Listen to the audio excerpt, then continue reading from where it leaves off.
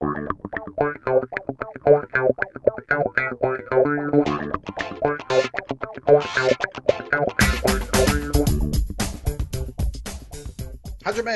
Happy New Year and welcome back to Comic-Jutsu.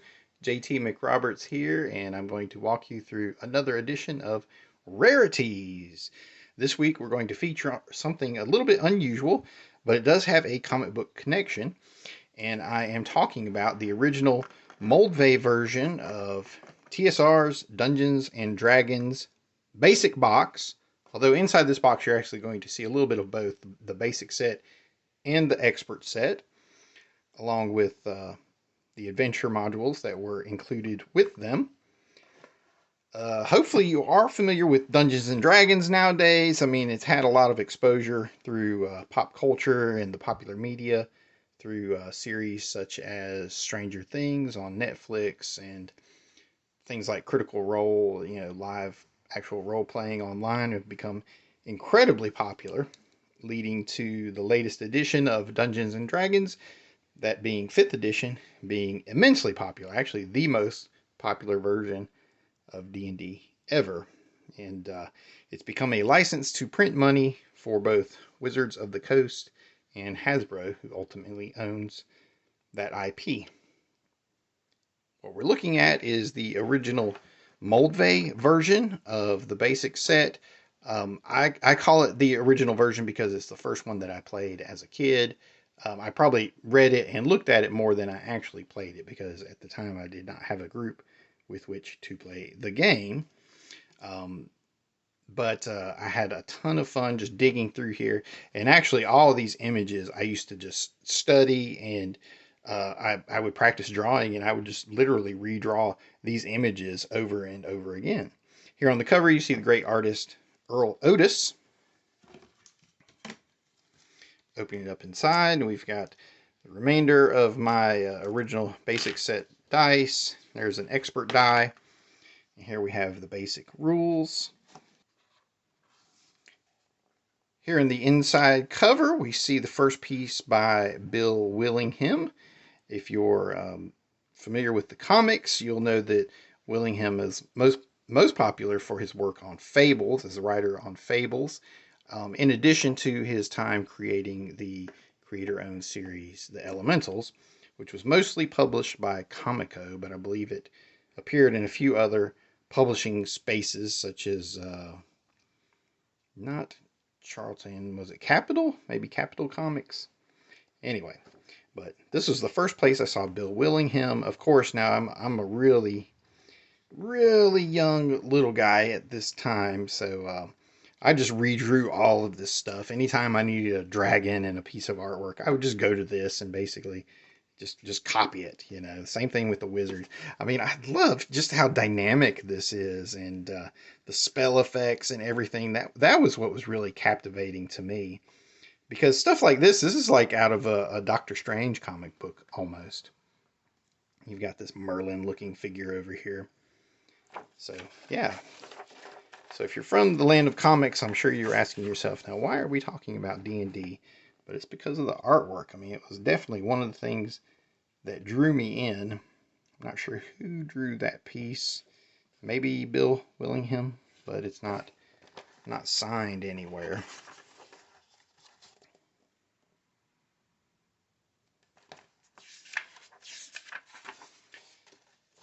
Here we go. A little mix of the various races, or ancestries, as we are supposed to call them nowadays, because using the term races is politically incorrect. And here we see a view of the alignments. Now, to talk about RPGs for just a moment here, I love how this picture, and whoever came up with it, I don't know who this artist is, maybe it's Jeff D.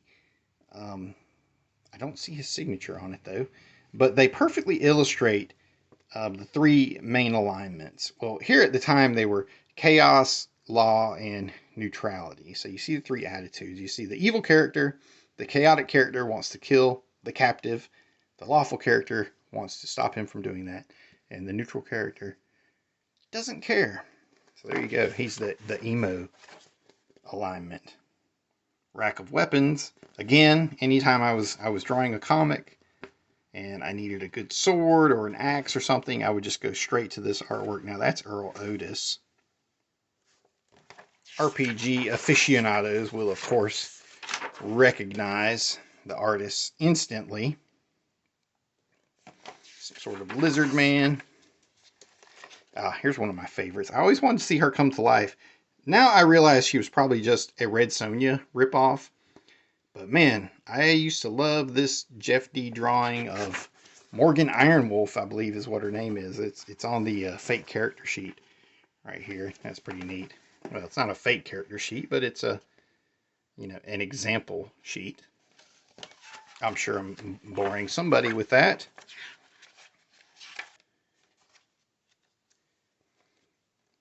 There's an interesting original look at the kobolds.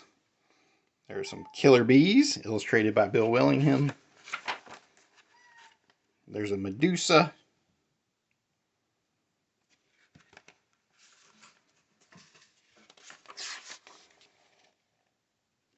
Straight out of Jason and the Argonauts.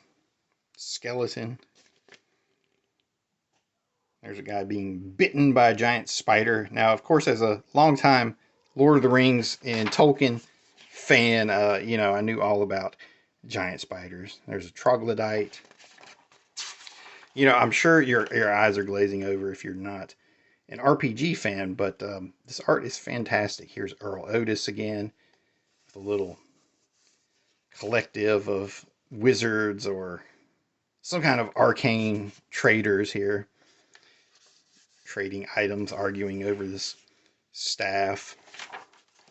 It's great. I love when the pictures almost suggest a story, There's an example of gaseous form. You see the character's armor being left behind as his new gas-filled body rises above it. There's an example of a map.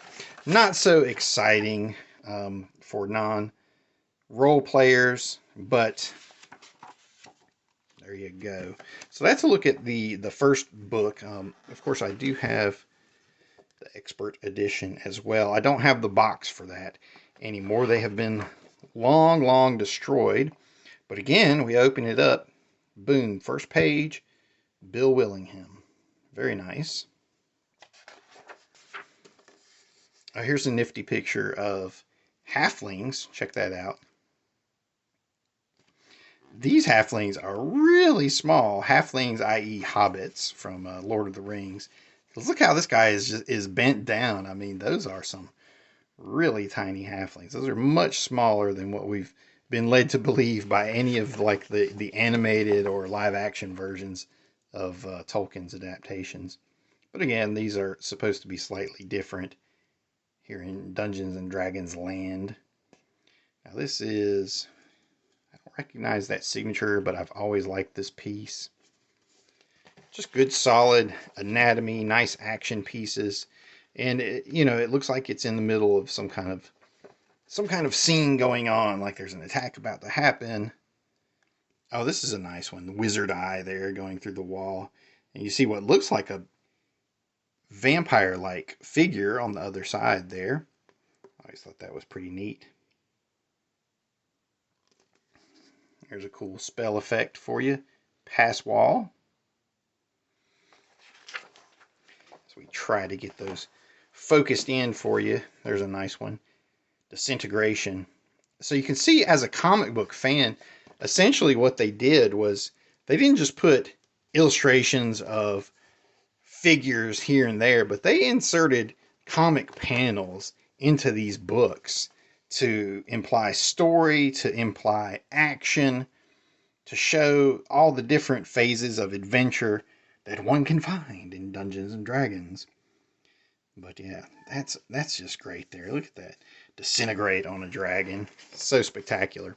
That's what you wanted to see in that old the Dragon Slayer movie, but we didn't quite get that much of a magical battle there. There's the first alchemist.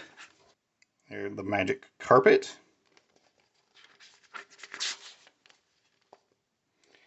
Mermaid, various mercenaries.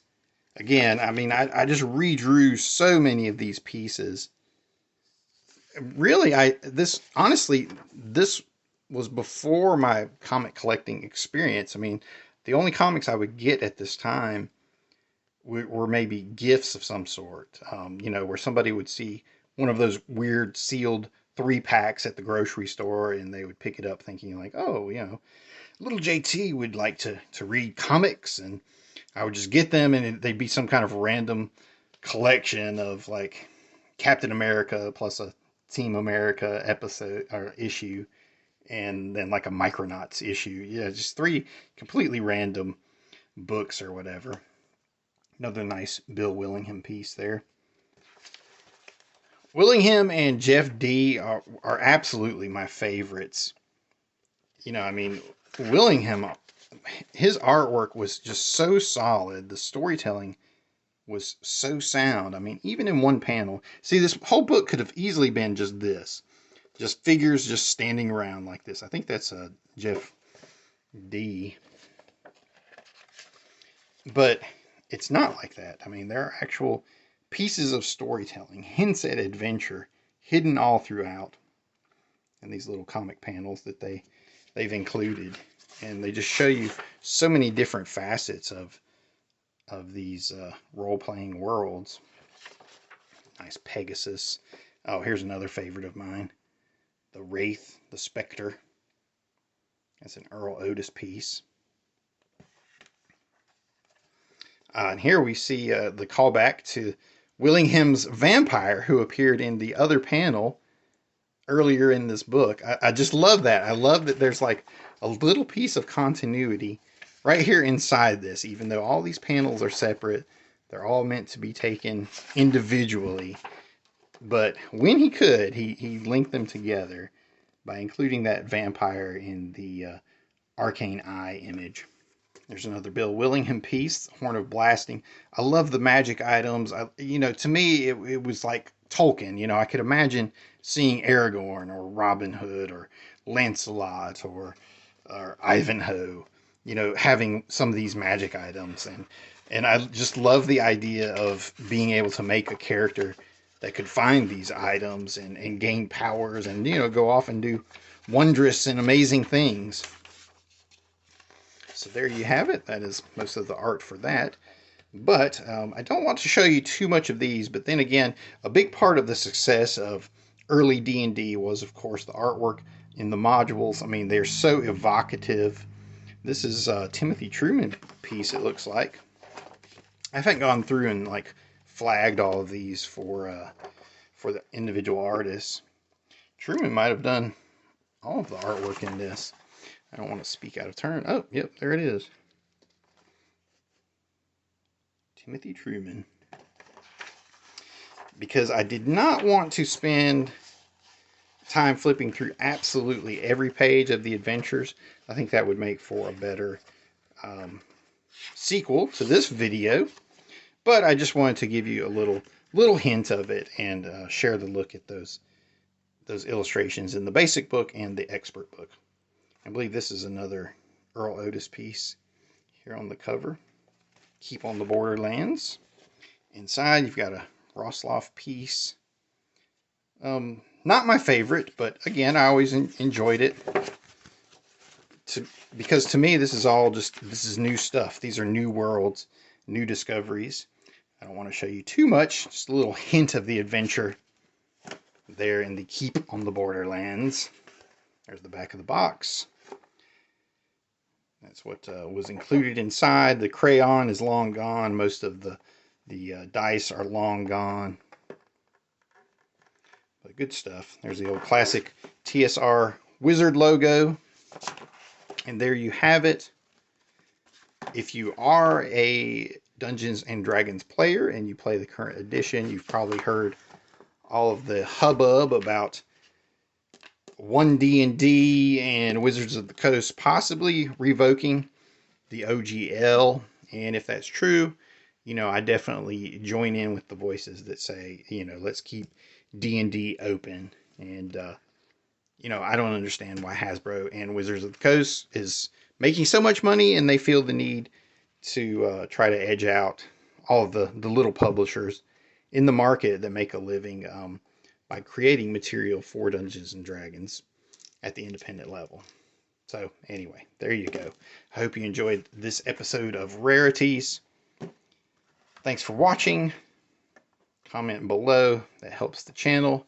Recommend the channel. Make sure you subscribe. Like the video. You can find all my other links and stuff down below. And we'll be back soon to bring you more episodes of Comic Book Dojo, Rarities, and of course, what comics did you buy this week? We'll see you next time. Thanks for watching, citizens. Mate!